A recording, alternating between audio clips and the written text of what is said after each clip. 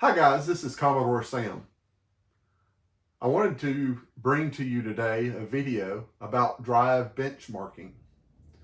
I got to thinking the other day, I have so many drives and so many options today, like most Commodore users do. And I got to thinking, okay, what is the best drive? What drive makes me the happiest when I use it? And that of course led to, okay, is it speed? Is that the most important thing? Or is it usability? Is it what the program will load, what programs will load on it, rather? We all know that some programs only work on a 1541 stock drive. But that's not what I want to talk about today. In this episode, and there'll be future episodes, but in this episode, I want to talk to you about JiffyDOS. Okay, I run personally JiffyDOS for almost everything I do. If it doesn't run in JiffyDOS, for the most part, I don't run it. So anyway, that's just my favorite speeder or whatever you want to call it, drive enhancement. One of the main reasons, though, that I stick with JiffyDOS is because I have a RAMLink and I have CMD devices and such. And so since I have these devices, and a lot of other people do as well, I wanted to take this first episode and just do benchmarking on using JiffyDOS with various drives. Now, later on in the series, I think, I'll probably do some other cartridges like Fast Load and, the Epic's Fast Load or a lot of the other cartridge-based speed enhancing programs. Probably do some different disk drives beyond JiffyDOS. I don't have JiffyDOS in every drive I have. So today we're going to start with, and hopefully I'll move out of the picture so you get a focus here. I've got a normal, I say normal, a normal Commodore 64C here. It's actually a 60 clone, just to be honest on what it is, with of course a RAMLink attached to it, providing JiffyDOS. And of course the RAM drive that comes with that, and we're going to test that today. I also have up here, down here first, drive 9. I'll hit drive 9 first. I've got an SD to IEC, and maybe in a future episode I've got a few SD to IECs, see if there's a difference in those. I want to get one of the UICs from Retro Innovations, and the UIEC SD, whatever it is kind of confusing with the letters. But anyway, I want to get one of those others and do a comparison between all the SD to IEC variants. But that's drive 9, the SD to IEC. I've got an Accelerator Plus with JiffyDOS in it. That's drive 8. And then kind of starting from the top here, I've got drive 10 is an FD4000 reproduction by Core i64. Just below it, I've got an FD4000, actually a GFD4000. So it's a FD4000 that has the Gotek drive in there. Again, check that out on Core i64's .com's website. Also, you can catch that on YouTube. I plan on doing a future video on this full one. Okay. And then right below here, I've got the CMD HD 4000 reproduction again from Core i64. It is connected to my RAMLink via a parallel cable, so that's going to be providing speed through the parallel connectivity. And so these are the drives that I'm going to test. These are the drives that I'm going to test in this first episode. And like I said, I'll follow it up with some others. Now, in this process of benchmarking, at first I thought I'm going to have to write a benchmarking program because I've never seen one in existence that really did what I wanted it to do. But I said, surely someone's invented that. And so I did a internet search, of course, as you do, and found one that I'm pretty satisfied with. And so we'll talk about that a little later. I'm going to reposition the camera, maybe try to anyway, so that you get a better view of what's actually happening on the drive, and then we'll come back, and after I've shown you that, then I may turn the camera back around and do the additional speed tests and everything. So hold tight. Okay, we are back here with the camera angle repositioned and pretty much have everything but the Commodore 64C, SD to IEC, and RAMLink. Pretty much have everything in the shot there, most of the drives anyway. Obviously, you wouldn't see very much activity from anything else anyway, since they don't have, a lot of physical media.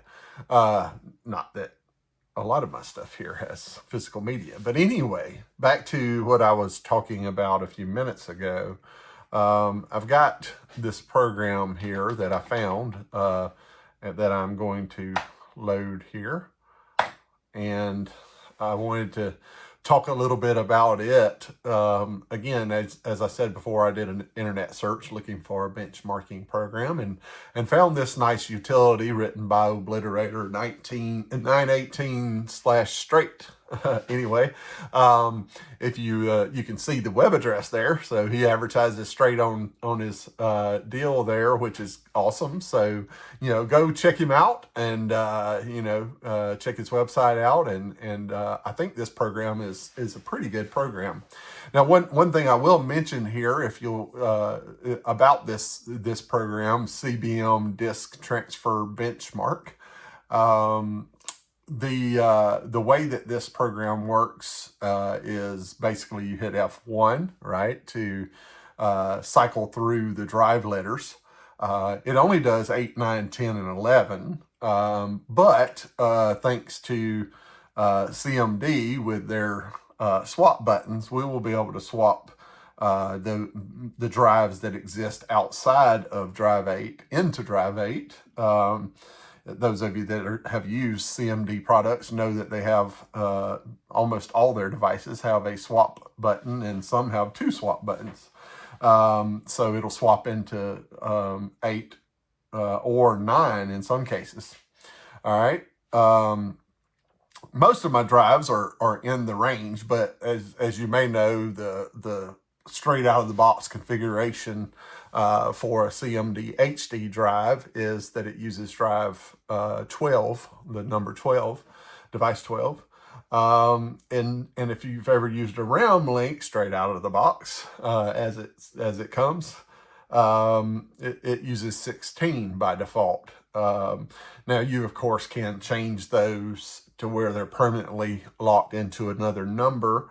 I typically don't, just because my brain remembers the numbers that existed when it came, right? And I hadn't had a reason to change it since they were kind of out of the range of the other normal drives. But those 2 devices have a swap 8 and a swap 9 button. Your FD drives, just have a swap button. I think maybe you can press them more than once. I'm not completely sure about that, but, obviously I don't know everything there is to know about a CMD drive. But anyway, back to our benchmarking. So what I'm going to do is I'm going to start with 8 and drive 8, which is the SD to IEC. And then we'll kind of go down the list, and it's when I get to those higher numbers, I will swap them into drive 8 when I want to do the testing.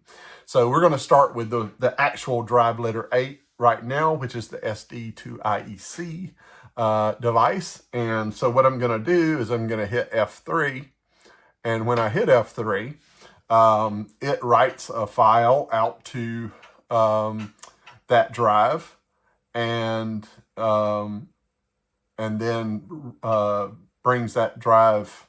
Excuse me, I said that drive 8 was the SD to IEC. I incorrectly spoke there. Drive 8 is the accelerator plus with a just a formatted floppy disk in there. I think a copy of the 1541 test disk is in there, and so this is certainly going to take the longest, right? It is a 1541 clone, again with JiffyDOS, so that speeds it up a little bit. Now, one of the things I wanted to point out with this program here is it gives you a baseline of how fast the save function is on a normal 1541 with no acceleration, and that normal is 369 bytes per second. And so it assigns that as a 1x, right? So it's using like the old CD terminology where you always had like 32x and all that, you know, where it would tell you that it was give you a multiplier. And then, so it does, the load function normally for a 1541 stock is 400 bytes per second. And that again is the 1x. Now you'll notice that the save function here gave us a score of 905 bytes per second. So that's a pretty significant difference between the 369 and the 905. Now you know, a little bit more than twice, but the save score gives it an approximate 2x score. So that's our first benchmark, right? And we will get faster, you know, with all of the different drives.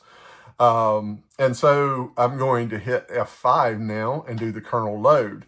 Now, again, you'll notice if we base it off of the the normal benchmarking that Obliterator 918/straight came up with, he had a score on the load of a normal 1541 of 400 bytes per second. You'll notice the read time on a JiffyDOS drive of at least the accelerator plus with JiffyDOS in it gives a 9x or a 3,568 bytes per second. Pretty good score there for that. You know, so you know that's what you can expect JiffyDOS to increase you know, a 5 1/4 drive with.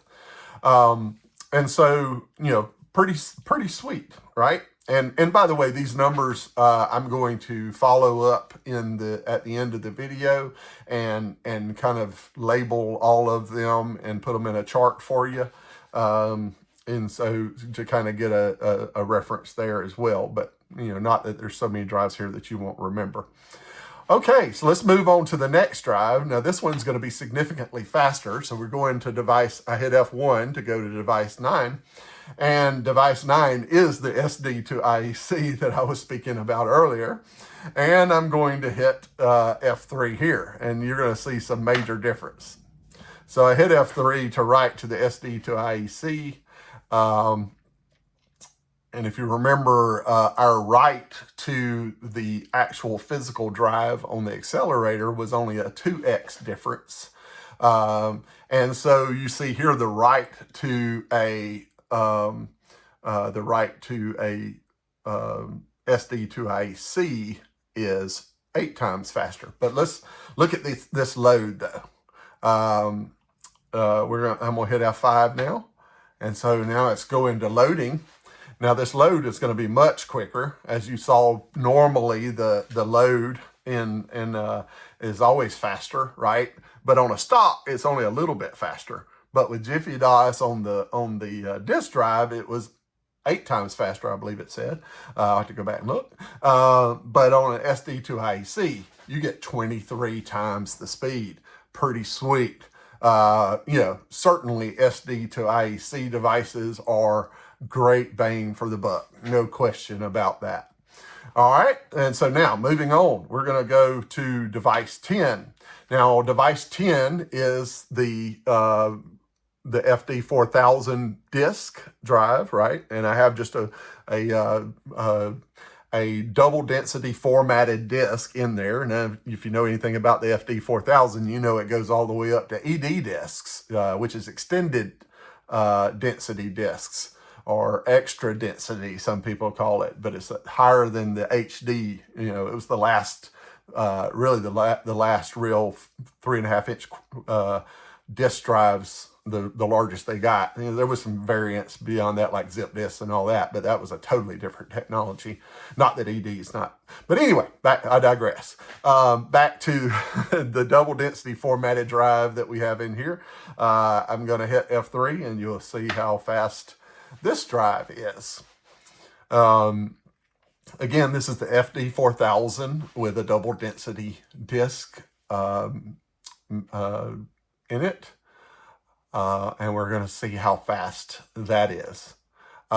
These are reproductions, as I said before, but they're very faithful reproductions to CMD products. In fact, I have some original CMD that'll probably come out later on in some other videos.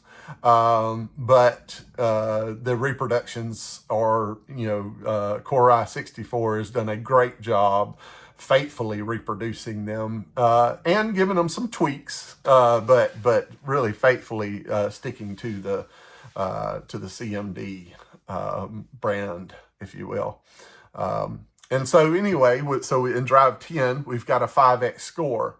5x is pretty good. If you remember, that was a 2x on the accelerator. So that's kind of the baseline JiffyDOS, right, was a 2x. And here we got a 5x. And so now I'm going to hit F5 on the load, which is always what we really care about mostly. If you think about it, what are we typically doing more than anything? More than anything, we are reading disks. And so you can see here that the FD4000 comes up with a load score of 15x. That is pretty quick if you think about it on a read, right? The SD to IEC was certainly faster at 23. But what's really neat about that is again, just the feel of putting a floppy disk in and getting to choose it out of the box is sometimes kind of sweet, right? And so it gives you that nostalgic feel, and to still be able to get 15x out of that, you know, that is super sweet. I'm going to probably do a later video on the FD4000 and kind of go through the different formatting, because again, I can have a DD disk, I can have a, you know, a double density, basically 1581 formatted disk, but I can also go all the way up and do an HD or an ED. And so I plan on doing a future video on that specifically. But anyway, so we had this load score of 15x on our device 10, which is our FD4000 with a floppy disk. So let's move on to device 11. Device 11 is our GFD4000 because it's got the Gotek drive in it. And so we're going to hit F3 here. Remember, the save, you know, the save is always a little bit slower than the load. Now, what's great about this drive, and again, I'm going to do a full video on it, is of course, if you've ever had an Amiga with a Gotek or some other device with a Gotek, it's just nice to be able to spin that and see on the display what disk I'm loading and to be able to do that. So you see, you know, crazy enough, you know, this Gotek one is operating at 5 times on the save. That's the same, pretty much the same. You really won't see a difference between the disk and the Gotek from this standpoint. It's just you've got the convenience of the Gotek and being able to take your USB drive over to your PC and load something on it. But it's super sweet just being able to thumb through the disks that you have on there and not have to load up some file manager or that kind of thing. So we will look at this a little more in depth later on. So I'm going to hit F5 to do the load, and the load's always faster than the save, as like it has been in everything else. And it did what I expected it to do, 15x. So again, same as a disk, a little more convenient, a little more reliable. Hopefully, it's going to last a lot longer. Sooner or later, if we all live long enough, unless someone starts making floppies again, those floppies are going to eventually fail. Hopefully we don't ever get past having emulators in the real world anyway. Maybe we all start doing everything virtually and it doesn't matter anyway, but I don't want that world. Okay, so we're at 15. So again, we've reached the end of our devices that this will test in their native format. But as I said before, we've got drive 12 with the CMD HD 4000, and then we've got the RAMLink just below here, and I'll probably I won't reposition the camera for that just because there won't be anything to really see. What's on the screen is what matters here, right? So let's go on, let's move. And so what I'm going to do now is, since this is drive 12, I'm going to do a swap 8 on the CMD HD 4000. And you'll notice when I do the swap 8 here, it lights up over the swap 8 button. And that tells me that it has replaced itself with drive 8, which was, this drive here. So what it did was it took this one, gave it its number, and took the 8 when I pressed that button. So it did a swap between these two drives here. And so with this, I'm going to hit F3, and it's going to do a excuse me, I forgot to change my disk to drive 8. Sorry. Give me just let's see if we get the same test result as we did before. Should be a 5x on this. And so give me just a moment. There had to be a mistake in here somewhere. I was going too good. All right, so let's change devices. So I'm going to go to drive 8, which is the CMD HD 4000. I'm going to hit F3. And you remember I said before that it's accessing this drive with the parallel cable attached to the RAMLink. And so I'm getting a save at 37x. Now that's pretty sweet, isn't it? It makes that SD to IEC look a little slow. If you remember, what was it? I can't remember, 8, I think. I think it was 8. But anyway, we'll go back and review that at the end of the video, like I said before. So anyway, save 37x. Sweet. All right, F5. We're going to read in 56x. That almost feels like it used to feel when we started talking about, back in the day when we were talking about CDs, and makes me, of course, think of 56K baud modems. But anyway, 56 times the standard 5¼ inch drive, the stock, right? 56 times that on this HD 4000. And that is super sweet. Okay, and you can get these today, made today by Core i64. Just a great product. He even has where you can build them yourselves if you're into that. All right, so I'm gonna switch out of turn the swap off on my hard drive here, and we're gonna move on to the RAMLink, which is next. So I'm pressing right now. You can't see me doing it, but I am pressing the swap 8 button on the RAMLink, okay? So right now, RAMLink has taken the drive 8 moniker, device number, And so I'm going to, but I'm going to leave this on drive 8 because again, I swapped the device out rather than it being the same device. And so I'm hitting F3. All right. And so now it's doing its save. 87 times faster. 87 times faster than a 1541 drive. Super sweet. I can't say enough about that, right? You know, I'll plug Core i64 one more time. He has in production, you can see it, some of his videos, being able to even expand on the RAMLink.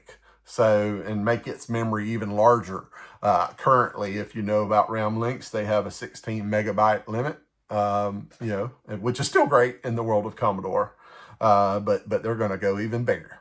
And who doesn't want bigger?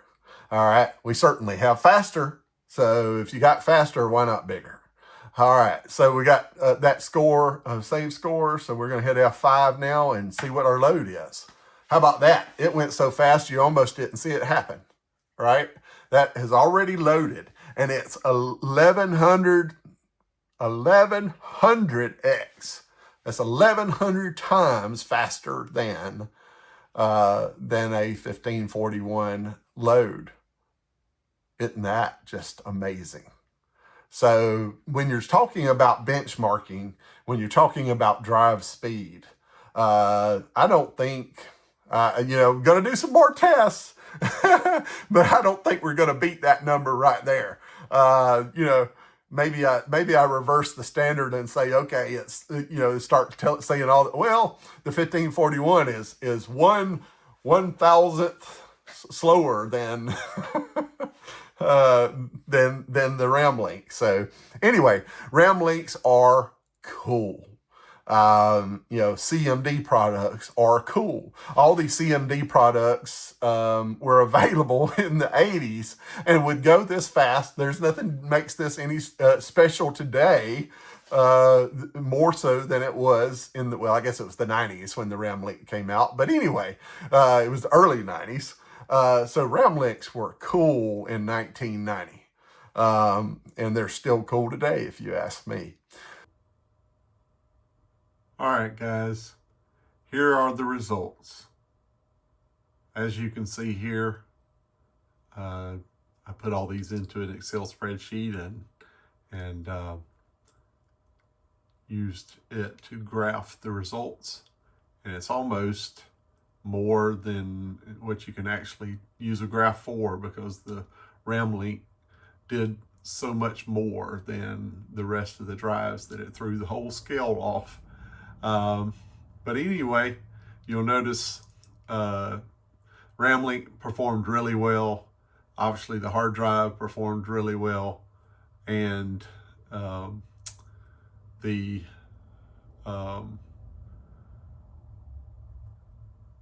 FD performed really good for what it does. And then, you know, the tried and true SD to IEC, you know, bang for the buck, like I said before. Personally, I, you know, love the CMD devices more. If I could only have one device at all, it would probably be a Gotek GFD 4000. I say that I probably would have to have some other device. Right now, one downside to the GFD 4000 is that it doesn't support, you know, D64 files. So, you know, it's designed to emulate a 1581 or above, you know, an FD 4000 drive. So it loads the files that it loads. So you do have to get things onto that type of drive for you to be able to use it.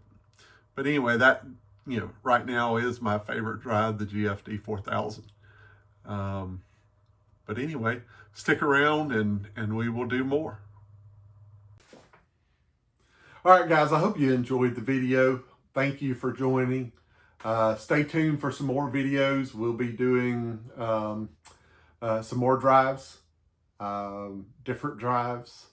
I really do have some good additional things in store, and we'll just keep adding to those statistics until we get there. I would just a special shout out to Obliterator 918/straight, however you pronounce your name. I wish I knew you. But you know, great tool. Check out his website. And you know, he already has some stats on a lot of, you know, specific to 1541. You know, so he has some good stuff out there. So check him out. Check that program out. Leave some comments on using the tool and what you've achieved in your testing of your own drives.